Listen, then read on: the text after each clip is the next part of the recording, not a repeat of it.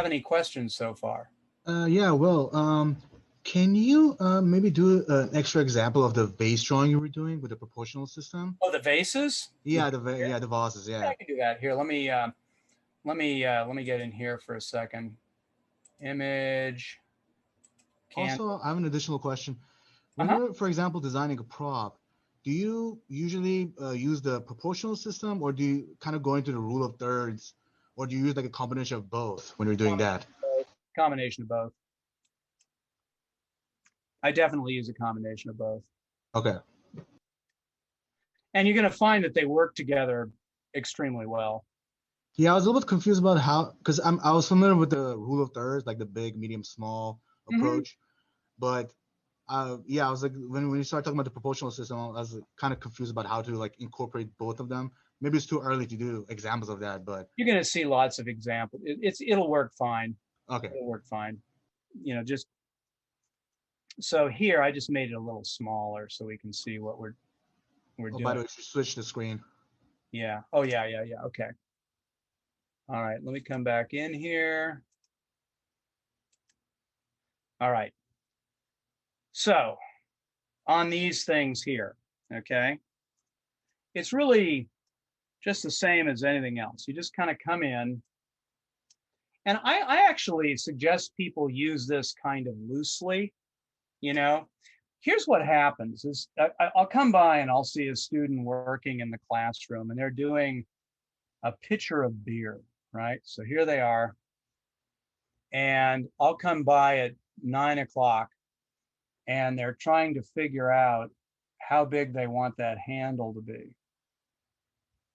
And then I'll come by at 9:30 and they're sitting there and they're just digging a hole over here because they don't have any criteria on which to sort of help them understand how to make this thing work. So, Paul Felix, as I said, this is math. Other people are a little loosey-goosey about it, right? But and I had a student that wondered whether this actually existed, and her uncle was a cameraman, and he said, "Oh yeah, everybody uses it," right? So it's a very common thing. In fact, in Photoshop, if you use the crop tool, they even have the rule of thirds that they use in crop tool, so stuff like that. So, you know, one, for example, if I'm looking at an object, I can say it is 60, 40, right? So this is 60, 40. So it's a little, or maybe 1/3, 2/3, something like that, right? Okay. And, that's just a way of looking at it. Okay. So I can say, here is 100% of the length. Now I have to decide how wide I want it to be. So anytime I say how long or how wide, I'm going to think 40, 60, 1/3, 2/3.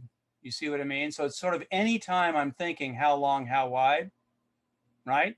So I'll say, okay, here's 50-50. I could make it 50-50. So let's just take this. We'll come down to the 1/3, 2/3 line, and we'll just make this the same length as the 50-50, which would bring it into about here. Okay? So then I'll come down here and maybe I'll say 20/80, right? So there's 20/80, so I put it down here. So then here maybe I go, okay, 10/90. 10/90 is a little bit funny because it's 10/90 or less really when you get right down to it. So this suddenly starts going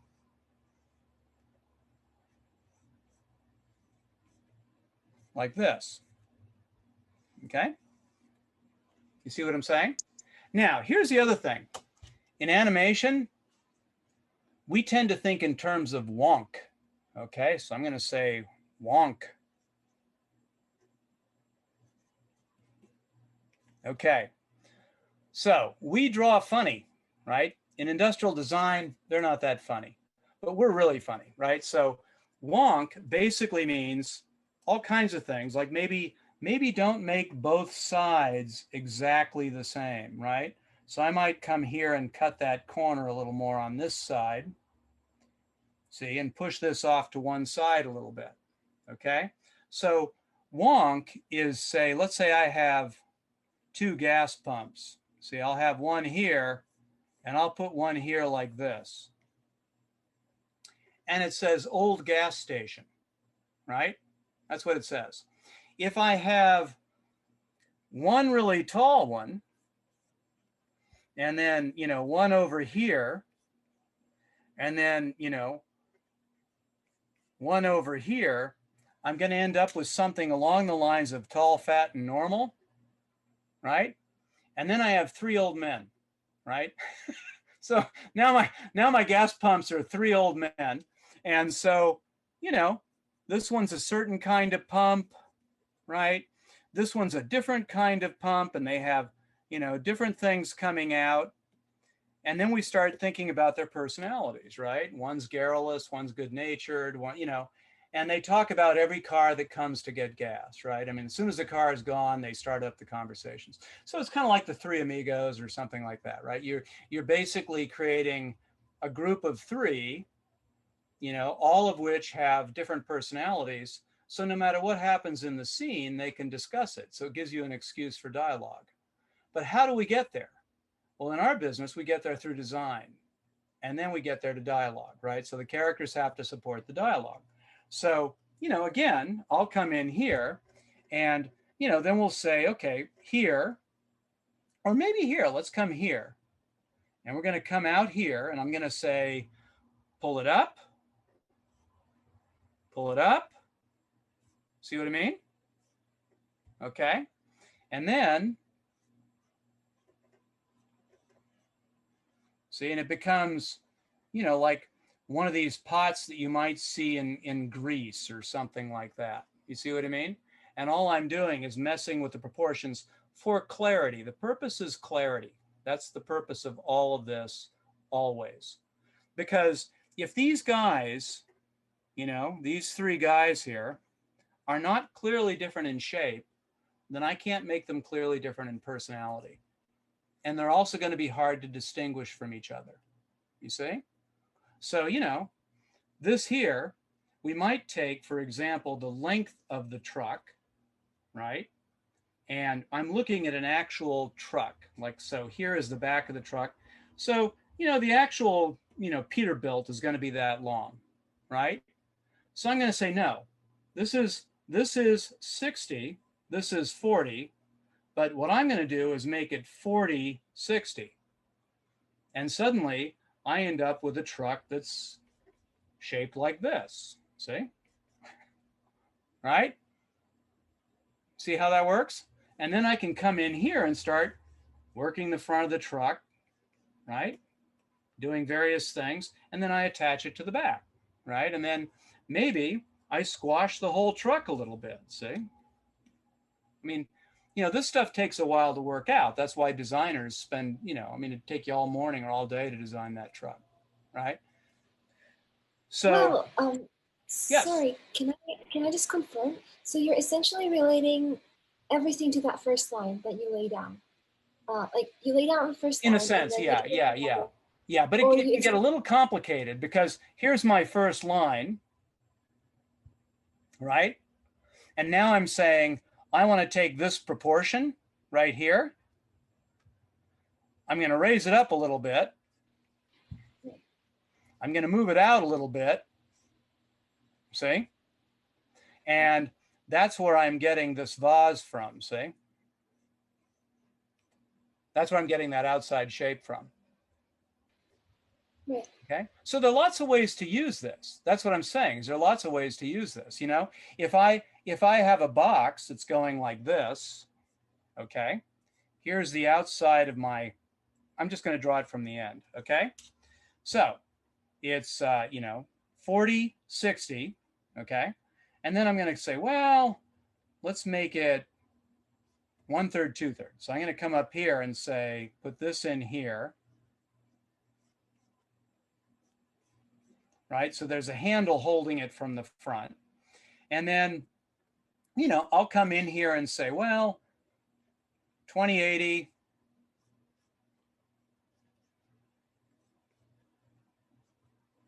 it's got a knot hole in it, right? In here, another 20%, which will end up being 40, 60.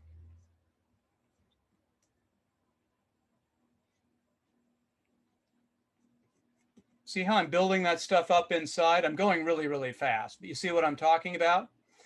And again, then I come in here and I do what, any of us would do, which is, I put another layer on top and I refine it, especially if you're working on a computer, right? You just go in there and put another layer on top. I'm not slowing down that much today, right? Is this fairly clear to you guys? One question. Yeah. The initial thing you said about the homework, do not change the shape of the wood. And then you started, from my point of view, changing the shape of all the wood by knocking chips in it, by putting holes in it, well, okay, here, let me be clear. Okay, let me go back in here. All right. So you can see this? Yes. All right. So let me come here. All right. So let me come up into this corner here. What I mean is you start with the same basic rectangle, This one. which is like this. Okay? Yeah. So I might take that rectangle and copy it again, see? So I'll come in and copy it. So they all start exactly the same way. Okay. Because that's how planks are. When you buy planks, you go to the lumber yard, they're all the same. 100 years later, they don't look that way anymore. So now you're going into these planks, which start out the same way. Okay. And, because I don't want you to look out of my composition, which is my demo, I'm going to put the complex side on the inside, right? See, if I put the complex side over here, you'll all want to not look at the demo. So I'm going to put the complex side here, and that'll draw your eye back in. So if I come in and go like this, yes, I'm changing it, see? Yeah. But I'm not turning it from this into this. Okay, but you can make them a little shorter sometimes. Yeah. I mean, on the fence you can. That's a different project. Again, the fence has its own limitations, but you come in here, see, and you start coming in and look at a piece of wood when you're doing this. Look at wood and you'll start finding it. Like here, you could say, well, there's a little dimension to my wood there, see?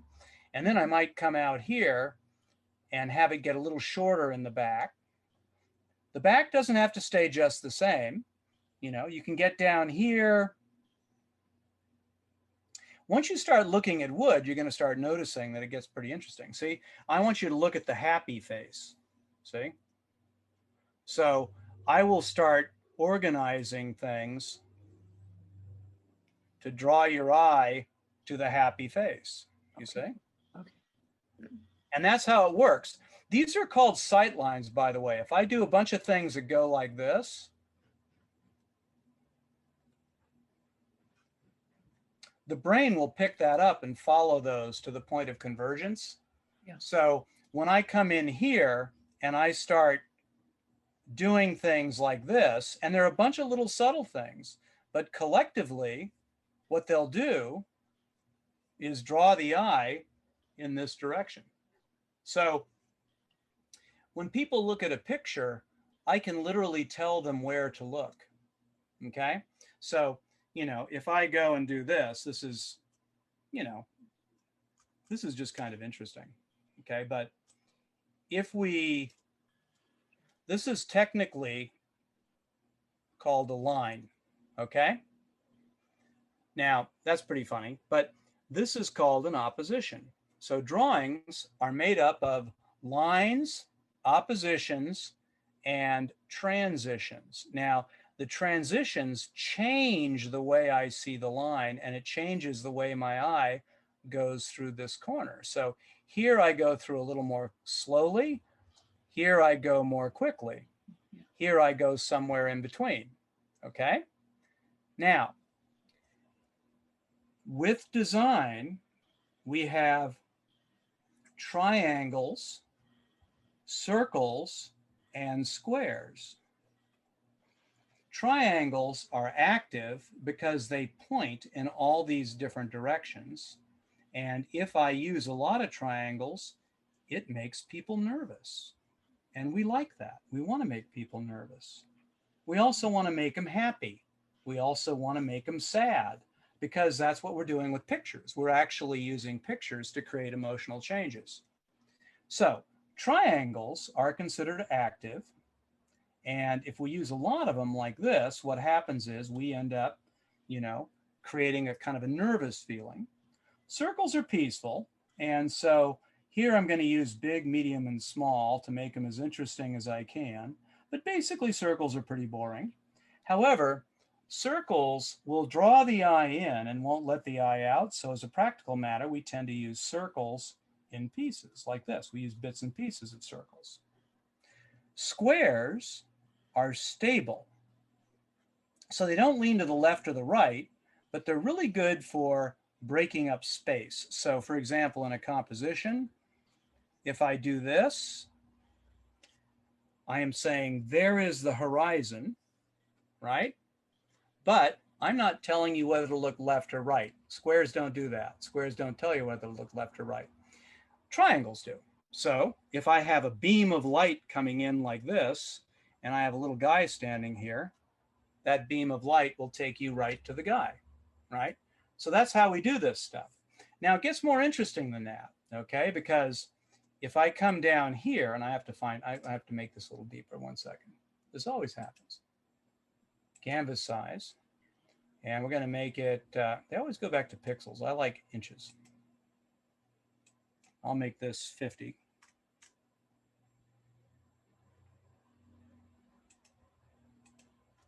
Okay, so if I come here, if I create a triangle and I go like this, this is the part of the triangle that the eye goes to. So if I put a character here, he is the clear star of my composition. See? Gets into a little bit of composition. Now, and this is an upward facing triangle, so this is dynamic, impressive, intimidating, and also exclusionary.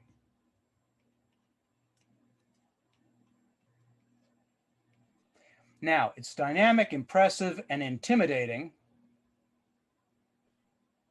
I-N-T-I. Because they're bigger than I am. I'm looking up at them, and I'm outside of the picture, okay? If I do this,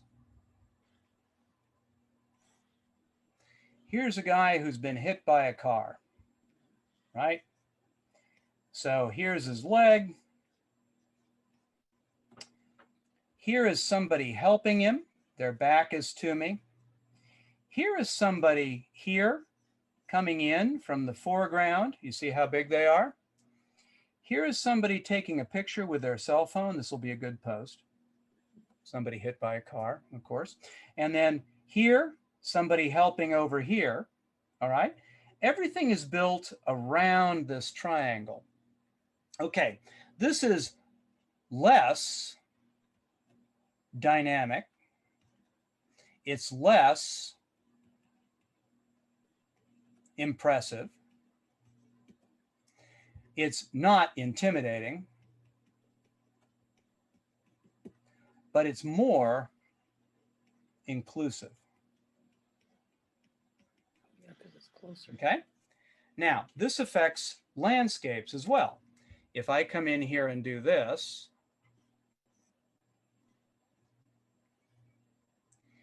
here is my impressive mountain range, which I look up at. I'm not in the mountain range. It's exclusionary, right? And here it is doing this whole mountain range thing. Here is the valley below. Here's a roadway.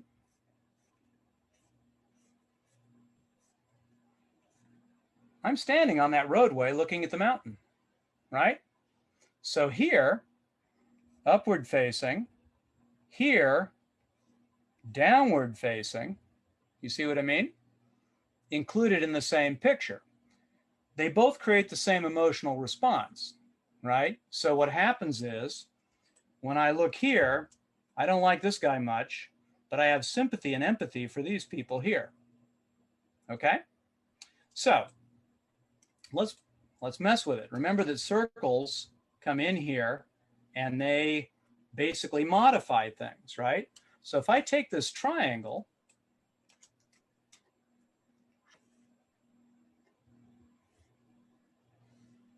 and I round or transition the corner like this, see? I am killing the star position, right? The star position doesn't exist any longer, which means what I have is, yes, a group of people, and these may be the more important people in the group. You see what I mean? But there is no clear star. So what I'm doing is I'm modifying, I'm using the circle to modify the system, right? Now, the way this works is the steeper the arc, the more important. So this here is the most important part of that line because it's got the most turn. It's the most like a triangle. You see what I mean? If I come down here, it's less like a triangle, which means it's less powerful, less dynamic. Here's the thing that's interesting. All composition starts out as abstract composition and then turns into the objects, right? So, you know, if I come in here and do this,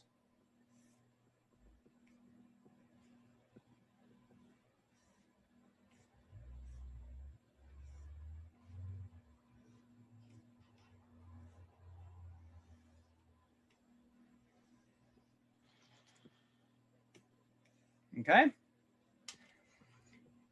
Here is my rock singer crooning to the audience who's going crazy.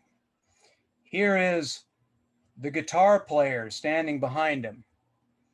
Here is the bass guitar player. Here is the drummer. So I have circles. Here's the drummer. Here is the stage. Here is the stage. All this has to be organized in terms of simple and complex. Here is the mosh pit.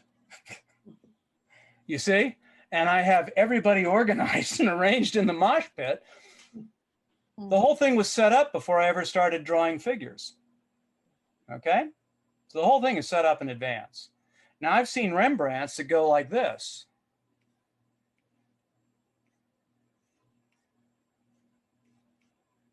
And he had somebody talking here, see?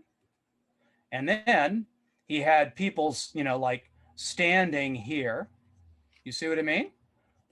And this is Christ talking, and then these are the cardinals, and the whole thing is organized in that way. If I come in here and do this in terms of landscape, if I go, I can make you look here. If I go, I can make you go here. If I go, I can make you go here, right? Now these are all overlapping planes, right? So then I come in here and I'll go like this. And I'll go like this. And you'll notice that everything is generally pointing towards the center. You see that? So right here are my characters who are sitting in here, talking, camping, doing whatever they're doing, and all of those rocks are pointing towards those characters. See what I'm saying? And then the rest of it is big, medium, and small rocks, right? Or, you know, you see what I'm saying? Well, how big are my rocks? Big, medium, and small. How do I arrange them? Overlapping planes. How many planes do I need? 3. Everything's 3. Everything is 3, right? So that's how this stuff works. All right, so let me come here. Any other questions? I just had a question about the one plane, two plane, three plane objects and how arranging them, accordingly will push things forward or back. You mean pushing things back? Okay. Yes. Does that mean that the one furthermost of us, we should try to always keep it flat? Or does the simple and complex rule apply here where as long as the complex shape is, even though it's behind the flat shape, if it doesn't touch, upon like another complex thing, would it still work? Well, I'll show you. Mhm. Okay.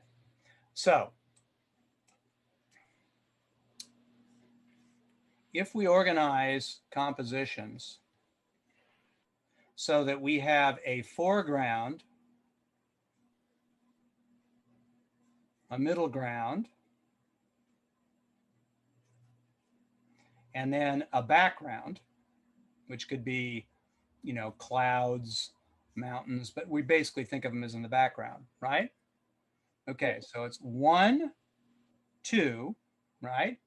2, and then we're going to include the house in 2. So what we do is we mass our values together. So let me come in here and say, okay, so this value is darker, see, because I just need to have 3 values. So I'm going to say this value is darker. The world, generally speaking, gets darker as it comes towards us. Then this value is middler. That's not a word, but I'll go with it. And what I'm doing is I'm massing all of this into a value, see? And then the background is back here. That's not light enough. 1 second. So I'm going to go much lighter than that. I'll go to here just to make it super clear. So we're going to come in here like this, see?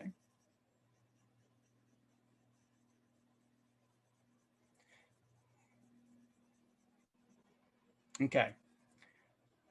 If I set up my composition so that it has a foreground, this is called a foreground. This is called a middle ground. And this here is a background.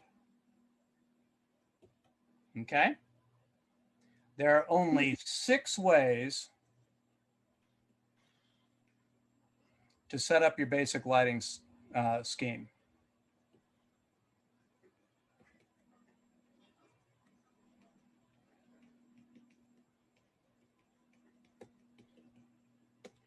So dark, medium, and light. Light, medium, dark. Dark, light, medium. There are only 6 ways to do it. So this is awesome. Have you ever asked somebody how to do something and they go, well, there are 100 ways you could do it, right? It's not very helpful. It's hard to pick from 100, okay? It's not that hard to pick from 6. So 6 cover everything. And what's different is actually degree of contrast, if something's high contrast or low contrast. The other thing is, if I put in a secondary light source, like say I come over here and I turn a light on in the house, that's a secondary light source. That is not the primary atmospheric lighting source. That's a separate thing, okay? However, you were asking, how do I go from flat to dimensional? Okay, good questions, good questions. So let me come in here and say, we do it by 1, drawing in a ground plane.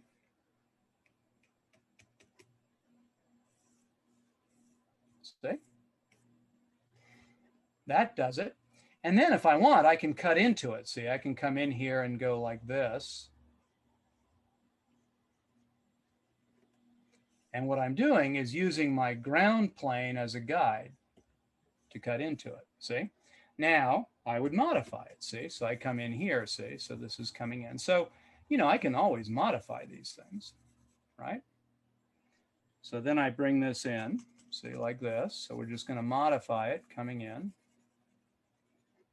And then I need an interesting outside silhouette, which I don't have yet. I don't have an interesting outside silhouette yet. So, I might come in here, and we'll talk about this as time goes on, because this gets, here is a plant, see? This plant exists in the environment. Here's a plant which is existing on the edge of the environment. Here's a plant going down the hill on the other side, right? So it's called drawing a rock going over a hill. Here's the hill. Here's the ground plane. Here's rock number 1. Rock number 2 is on this side of the hill, but also the top of the hill. All the other rocks are on the far side of the hill and get smaller. And that's a rock walking over a hill, right? So we come in here, and then how do I draw the bushes? Well, the front of my bush is in the front, see? Then the middle of my bush is in the middle, and then the back of my bush is in the back. So I'm going to come in here, see? And by the way, I can add any style of drawing I want to this. This has nothing to do with style. This is construction. This is construction. It's got nothing to do with style. I could do it in a Russian academic style if I wanted. That has to do with what kind of line work I want to do. This has to do with understanding the structure. So if we come over here, see, we could have, see, this is, so now, see, we got a road, see? And then, I want to put things in front of my house, and I want to have things behind my house. Well, how big am I going to make them? Well, I don't know. What's my proportional system going to help me with here? Right? Then I got to frame the windows. That's what you guys get to do next week. Next week is all about building houses. So get your boxes down, because next week, this week was easy. Right? This week is just getting the show on the road. I'm being nice to you this week. See, next week is when, I get serious, right? So we come in here, bring all this in, and then how do I draw clouds? Well, I don't know. I draw bushes this way, right? How do I draw clouds? Well, these kinds of clouds, they look an awful lot the same, right? The difference is the bushes are on the ground and the clouds are in the sky. So I'm going to come up here and put these clouds in, see? And very quickly, I can put this whole thing together, right? But I'm doing what? Overlapping planes, see? I'm using simple and complex. Not very well, because I'm drawing pretty fast. I'm using overlaps, but my overlaps don't look like chips. They look like a house on a hill, see?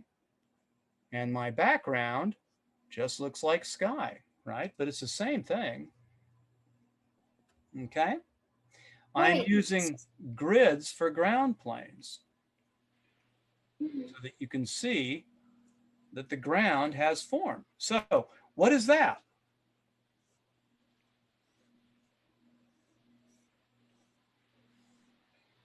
Glass. Right? Great. Touch everything you So need for- to know. All right. So for the clouds in the background, would you strive to keep them flat, or is it still okay to apply some dimension on it? Oh, well, eventually I could do it any way I want. That gets into, I'm just talking about how to set it up really fast. You were originally Right. asking, how do the 3 overlapping planes work, right? Mhm. No, I think the question was about the idea of showing 3 sides of something, 2 sides of something, or one side, and how one side seems to be more in the back and 3 seems to be more in the front. Yeah, okay. Well, part of it is, as things go into the distance, that's actually a very good question. I just wasn't astute enough to pick up on it. Okay, so when things are farther back, what happens is they lose contrast. Okay, so the first thing to drop out is yellow. The second thing to drop out is red, and that's why backgrounds oftentimes are blue if you look off in the extreme distance. The other thing that happens is, as things are closer to us, they're more saturated and more contrasty. As we go to the distance, what happens is, here is white, and here is black. as we go to the distance, the values tend to go to the center, okay? So if you look in the back of a painting or landscape, you don't see white or black, right? So what happens is everything goes to the middle. Now the middle, you know, if it's nighttime, the middle might be here, right? You see what I mean? If it's daytime, the middle might be here. If it's early morning, the middle might be here, but everything is going to go to that point in the distance. So no matter where you are, you're still not going to have white or black. You see what I mean? All right. So nothing's as simple, right? So if I'm going to put clouds in the distance, and I'll show you something that's kind of interesting, and this is how it works. If I come in here, here is my bush in the foreground, right? So the first thing I want to do is I want to push my bush back. And the way I do it is by using overlaps, because what I'm doing is I'm indicating that the bush is going back in space. You see how it feels like it's going back in space? Now it's doing that because I'm doing this, right? If I do this, that's graphics, right? So this is graphics. This is depth. Okay, but it's as simple as that. So then we come in here and I'm going to have grass behind it or something, see? And then behind that, I have something else, see? Then I have a space, and up here, I have clouds, right? Okay, You see how that works? right. Now, in design, there's a thing called proximity. And proximity means what matters is what's right next to something else, okay? So if I come in here and I put in this box, this symbol has nothing to do with this symbol, right? Because they're not right next to each other. So when you get to this box thing, which I'm talking about, what really matters is what's right next to each other, okay? And when you get into these shapes in here, see, what really matters is proximity, see? So I'm keeping flat and simple, complex, flat and simple, complex, flat and simple, complex, flat and simple, complex, all right? Wait, What really matters, and this gets into design, it's not the drawing that matters. What matters is the shape. So if I'm going to draw my rocks, see, I might draw my rocks like this, see?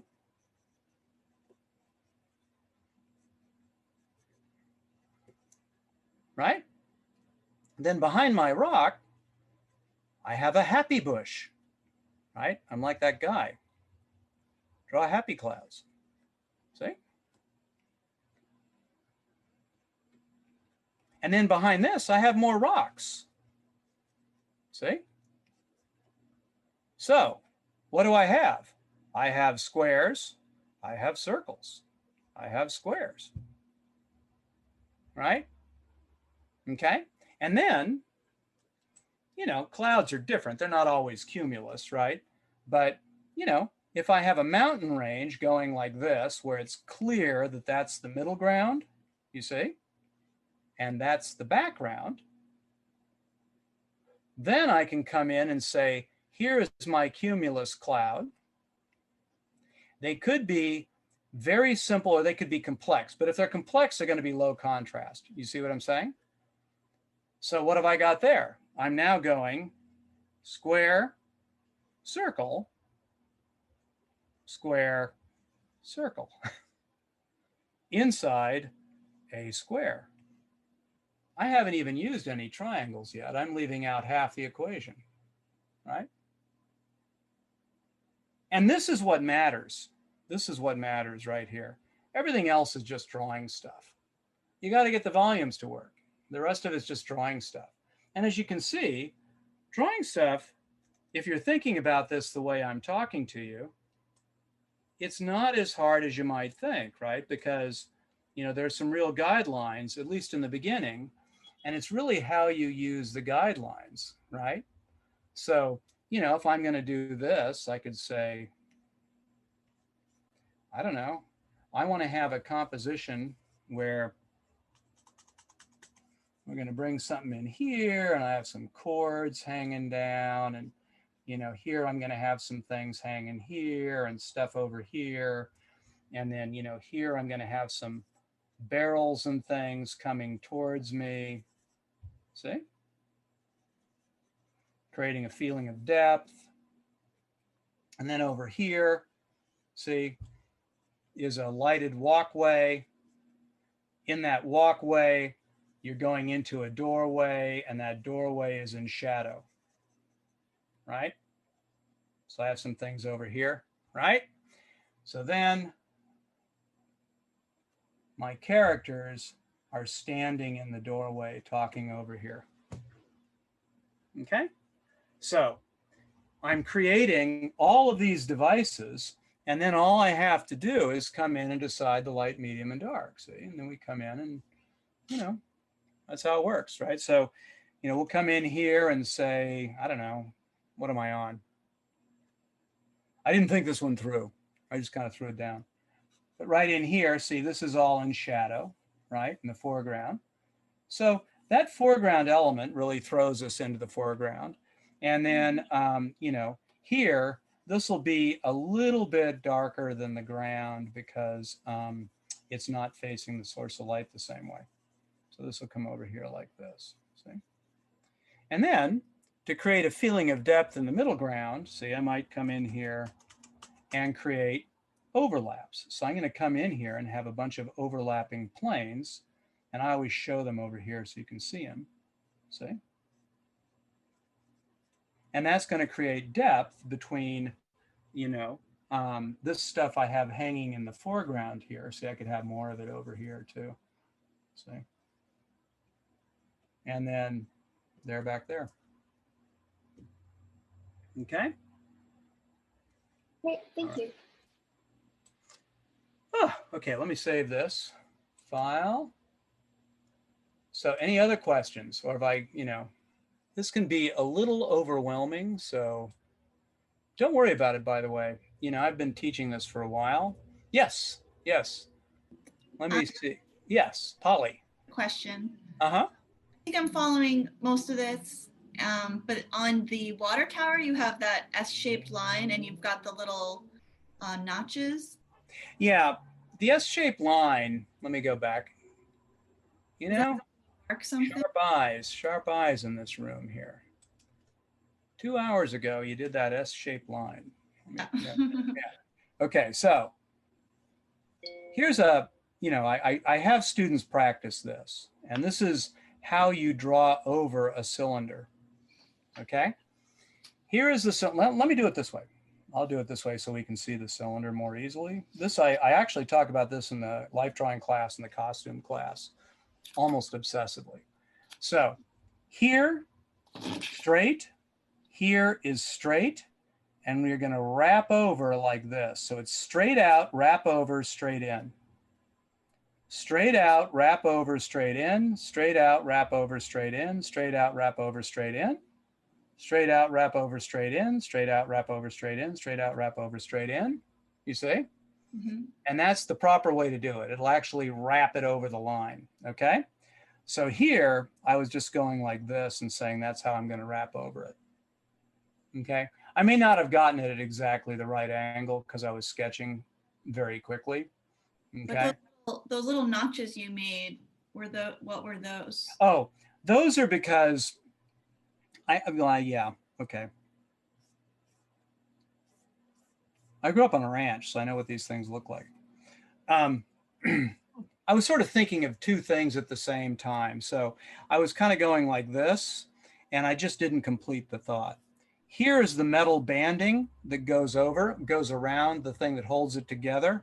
Mm-hmm. And I would put the notches here, here, here. And these are little cinches. So what happens is, you know, the metal goes in and there's a little screw head on the end. And basically it goes into a bolt and they cinch it up really tight. And that's what holds the barrel together. You follow me? Mm-hmm. Okay. So when I did this, I was figuring out where I wanted to put these. And then I forgot to put in the bands. So that's why it was confusing. You see what I'm saying? I think so. Oh, I see. Yeah. So if you like colored in those stripes, Yeah. those like, and then you had like a stripe that went around. Yeah. Like, So here, see the barrel, it's going to get a little wider in the center. See? uh-huh. Closer on the sides. Yeah. And, you know, you might have little shadows that could come down there. But, you know, just to make it really simple, let me put it over here. So if you have barrels or you have water towers, they have a metal band that goes around like this. Okay. Mm-hmm. So then how do I tighten that metal band? You see what I mean? The metal band has to be tightened so that it'll hold the barrel together. Mm-hmm. So there's a little screw in here and they screw the thing together, Mm-hmm. right? Mm-hmm. If you get that detail in there, it just kind of looks right. Okay. And so it's going to wrap over like this, you see? So they would line them up in a row like that. They don't have to. I mean, they could line them up in a row like this. They just don't do it that way. You know, you could have all of the bands could go like this, but the water tower people don't want to do it that way. For some reason, maybe they just think it looks better. See, it goes like that up the side. Okay. Yeah. Okay. Yeah. All right. Thank you. Yeah. And what you're going to find is, you know, a lot of what I talked about today, you're going to find that we're going to be discussing how to use all of this stuff, you know, on a bunch of different kinds of objects that you're going to draw, right? And so, you know, in a way, it's kind of a simple way of drawing. It is, in fact, it's a simple way of drawing. So what's left? Well, design. Design is what's left, right? Because you're not spending all of your time rendering something, right? You're actually spending most of your time designing it and then, you know, finishing it up, you know, pretty effectively, right? So, you know, when I teach painting, I have everybody start out with flat silhouettes and then build on top of the silhouettes, right? And it just comes together just like that. And so, you know, this all leads to that. So part of what you want to keep in mind, especially when we look at these little compositions down here, is that you want to have a layout and a drawing process which allows you want to have it allow you to go into the next stage of your process, which is the painting or even the 3D stage. You want it to allow you to successfully complete the next stage as easily as possible, right? So that's the other thing. A lot of times when I was, I've done a lot of teaching, and what I found with most schools is, the person teaching drawing isn't thinking about the design stage, right? Because they're a drawing teacher. So, and then you get to the design teacher and maybe they're not thinking about how you're going to paint it, right? So, what I did at Art Center is I started thinking, well, okay, you need this kind of drawing to make this stage work, and I need this here to make this stage work. And that's basically the way I think about this. So overlapping planes, I'm going to get into, the importance of like, different parts of your object that you're drawing have different jobs to do. I don't want to talk about that today, but the outside silhouette is to create a silhouette, and the job of the front is to come forward, right? So they have a job to do. And so, if you think of it that way, it's very helpful, because then you project things forward, you're creating interesting silhouettes, and that makes you more successful once you get to the painting stage. I see somebody in the middle. I'm looking at you. Let me see. Eric. Yes. Eric's got his finger in the air. Okay. I have one last question. All right. For the fence assignment, do you want the rabbit to be like in the same like area in each? This is an important. Yeah. This is an important distinction. I don't care about the rabbit. I only care about the fence. It could just be. You could put a baseball there for all I care. You know, you don't have to have anything there. I just want you to. All that is an object for you to draw the eye to. That's all it's about. You follow me, Eric? Okay. So, you know, I just put the rabbit there just for the sake of it. You know, I mean, sometimes it's a baseball. Put a baseball there. Okay. Okay, I will. Yeah, and don't worry about, you know, don't worry. Then you have to design the rabbit, and I don't want a rabbit. I want a fence. So, you know, just draw the eye to whatever is at that focal point on the fence. And by the way, you don't have to design the fence exactly the same way. You could move that focal point around. Just draw the eye to it. That's all. You know, the focal point could be on the top of the fence. It could be a pot sitting on the top of the fence, and you're drawing my eye up, right? Yes. I don't know how. Mary. Yes, I don't know how far we can extend the rectangle. Look, I'm just like I don't know if you can even see this, but this is like a swimming pool made out of boards.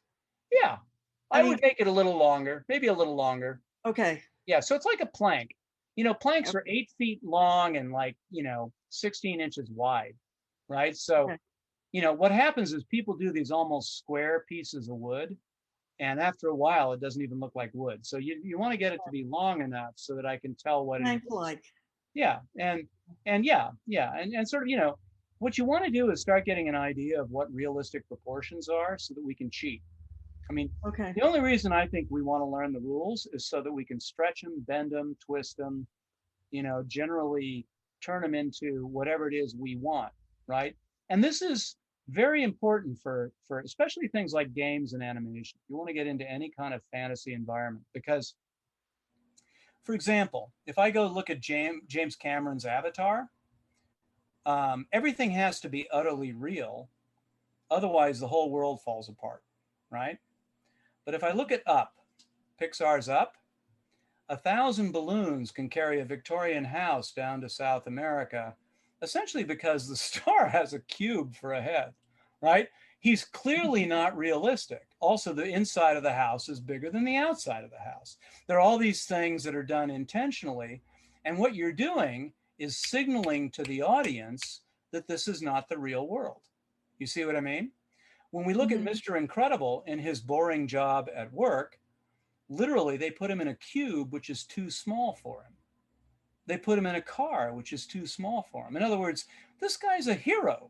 He is not built to exist in the real world with the rest of us, right? And so there are all these psychological tricks that they play, and style has a huge bit to do with it. If you look at How to Train Your Dragon, the mountains or the sea cliffs, it's a triangle built on its point, right? Which is not the way cliffs work. You know, you don't have a lot of weight at the top and nothing supporting it at the bottom, right? And then it's repeated in the shape of the male characters who have little tiny heads and giant horns and triangular bodies. But all of this exaggeration means that these preposterous looking dragons can fly around. I mean, you can have a 2,000-pound bumblebee flying around and everybody goes, oh yeah, you know, of course, you know, and that's because these worlds are designed that way, right? But there are a lot of things you can't do. You don't want to fall out of that building, you know, in Up, right? If you're floating to South America, don't fall out of the building. It's, you know, you would die, right? But with SpongeBob, you know, he can have a weenie roast on the bottom of the ocean, right? And he's having a campfire. I mean, because you can do anything you want with SpongeBob because it's utterly unrealistic, right? So style is not just a cool thing. Style is designed intentionally to serve the needs of your story. It creates the world in which your characters live. And that world has a physics. And it creates the physics that your characters live within. And that's true even with the Avengers. You know, in the Avengers, Captain America can be thrown off of an overpass And if he lands on his shield for some reason I don't understand, it saves him and he can get up. You know, it's a steel shield. If he lands on the shield, it's harder than the ground, right? I don't see how that's going to help him at all. But in the world of the Avengers, that works, right? And I buy it when I'm there. It suspends my disbelief. That's the whole idea, right? Is that I'm there and I enjoy it, right? So movies are about things, they're worlds that aren't real. They aren't real. They're all psychologically created. If you're having an emotional moment, somebody somewhere in that process said this is where they're going to have an emotional moment. If they're doing the big kiss and you're feeling weepy, somebody said this is really going to nail them right here. And they're going to get all weepy right here. And that's what filmmaking is. That's what they're doing. They're writing it to do that. They're designing the set to do that. They're lighting it to do that. The actors are looking at each other with great meaning to do that. And that's how this stuff works, right? And, it's not easy. I'm not saying it's not easy. It's easy, and it doesn't always work, And then, there are tropes that we get tired of, I was tired of Luke Skywalker after the first film, right? But, there you go. Okay, so is everybody good? Let's see. Ian, do you have any questions? No? You good? All right. Lizzie? You have any questions, Lizzie? Oh, no, I'm good. Thank you. You good? Brody? You good, Brody? No. Francesco? I like iPad DeFanny. I'm not confused. I'm not entirely sure whose that is, but that's a nice name. Okay, so is everybody here pretty good? Yeah. I have like a kind of question, I think. Okay, Lena, what? How it should look the assignment when we post it or upload it. I'm not sure. Looks good. Yeah, I'm gonna go with good. In paper, yeah, you can do it on paper or you could do it digitally. You could do it paper or digitally. I don't care which. Okay. If you're going to work traditionally, take it outdoors. Okay. Lean it on a board against the wall, and in natural light, photograph it outdoors and try not to have any shadows fall across it. Okay. So if you're working traditionally, that's a good way to do it. You just take it outside. You can use your smartphone for it, and you just lean it against the wall. Usually it's about a 45-degree angle, and just kind of make sure that you're kind of as level as you can with it, and do your best with it. Okay. I can work with anything you send me. But, if you're going to work digitally, then work in layers. I think that's perfectly fine. For those of you who want to get into industry, I think it's a good idea to work in layers, right? Because that's how we do it. And if you're working traditionally, work soft and light first and then get darker. Or, and this is what I'll have my art center students do, or I would before I retired, is I would have them take a 10% marker and block in everything in the 10% marker first, and then do the drawing on top of the 10% marker block in.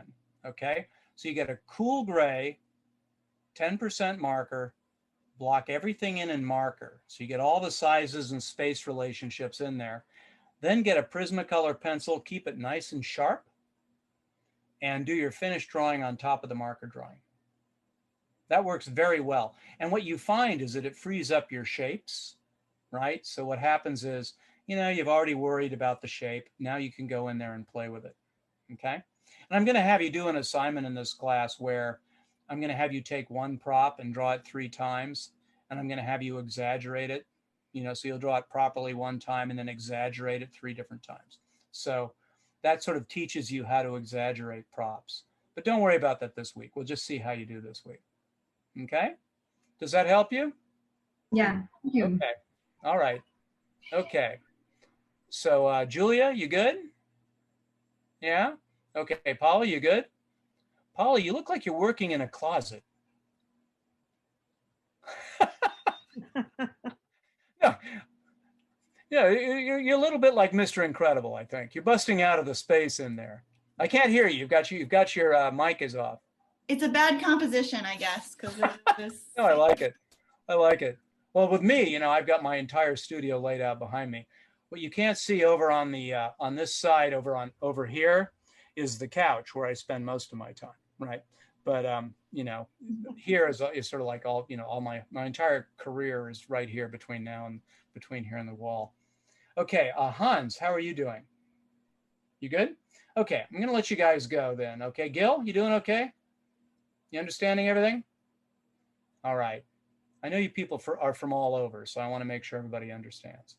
Okay, I'm gonna let you guys have an afternoon then. Okay, so thank you very much, and I hope you enjoyed the first class. And I'm gonna spend a couple hours, probably 2.5 hours on your homework. So get it in on Thursday, follow the instructions so that my assistant doesn't have to assemble all of your materials, okay? Don't send 60 drawings in separate posts.